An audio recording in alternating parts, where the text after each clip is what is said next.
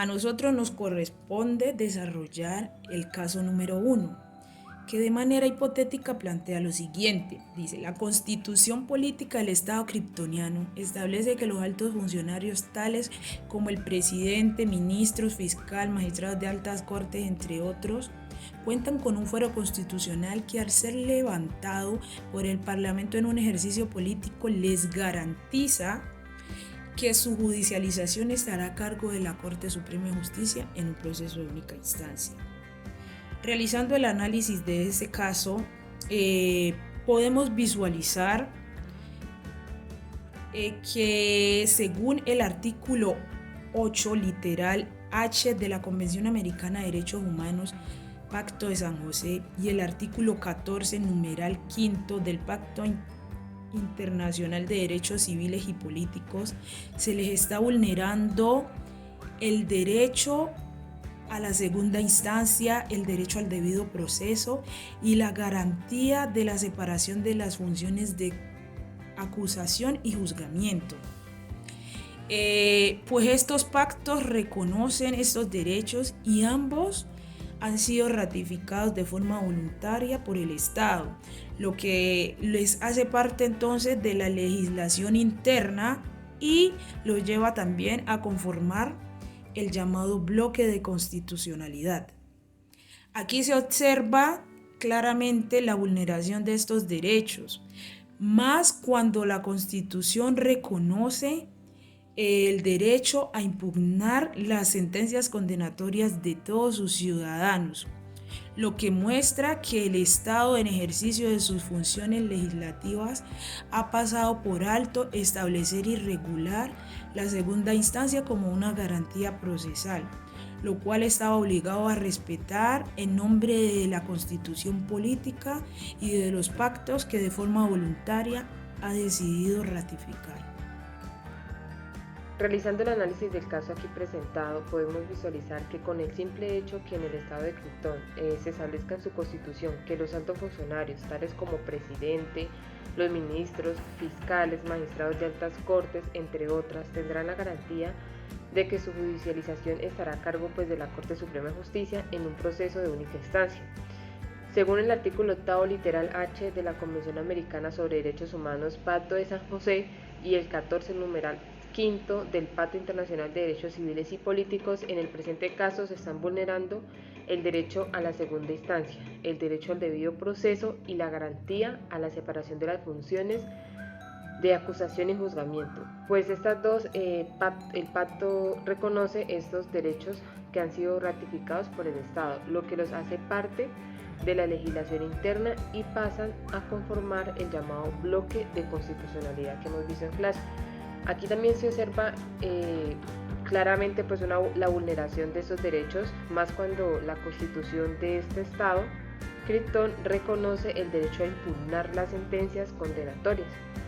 lo que nos muestra que el estado Krypton, en el ejercicio de sus funciones legislativas, ha pasado por alto establecer y reglamentar la segunda instancia como garantía procesal,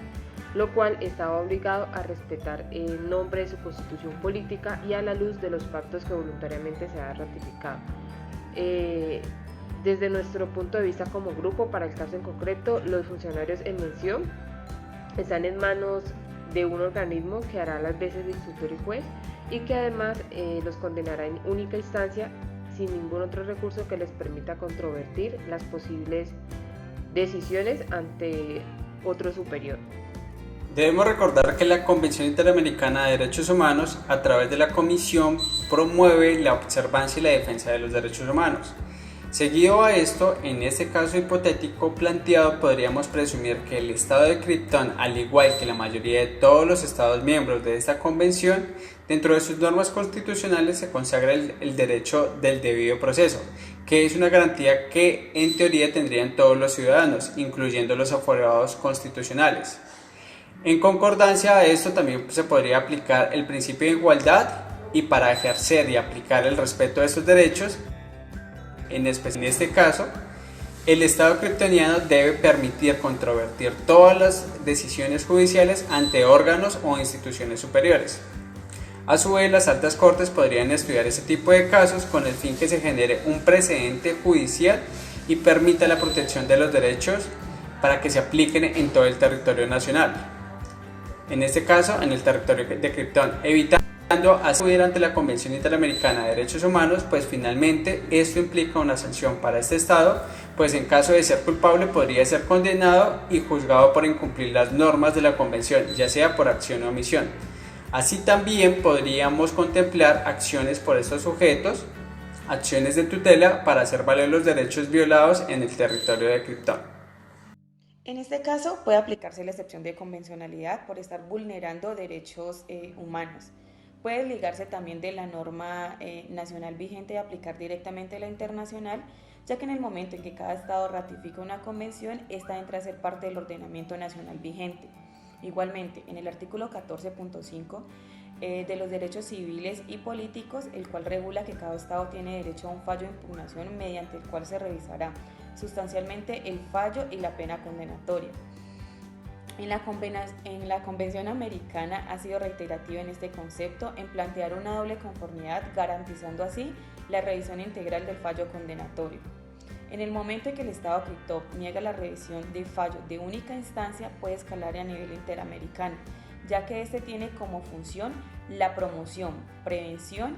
de los derechos humanos, como también monitorear el cumplimiento de las obligaciones por parte de los Estados miembros. Primero debe agotarse el ordenamiento interno del Estado. En este caso, por excepciones, por estar violando el derecho a la revisión, se vulnera por sí mismo el de agotar el ordenamiento interno y por ende el debido proceso también. Se presentará entonces un escrito con los motivos que lo llevaron a la instancia interamericana, donde se tendrán en cuenta las observaciones estatales, en este caso el silencio o la negación. Se presentará copia con expediente total, tramitando ante la Comisión Internacional de Derechos Humanos. Esta analizará los alegatos de las partes y pruebas. Pueden llegar a una conciliación, a un acuerdo. En caso de que no sea así y se encuentre el Estado responsable, la Comisión emitirá unas recomendaciones. Si el Estado no cumple con dichas recomendaciones, esta pasará ante la Corte Internacional de Derechos Humanos y esta emitirá sentencia.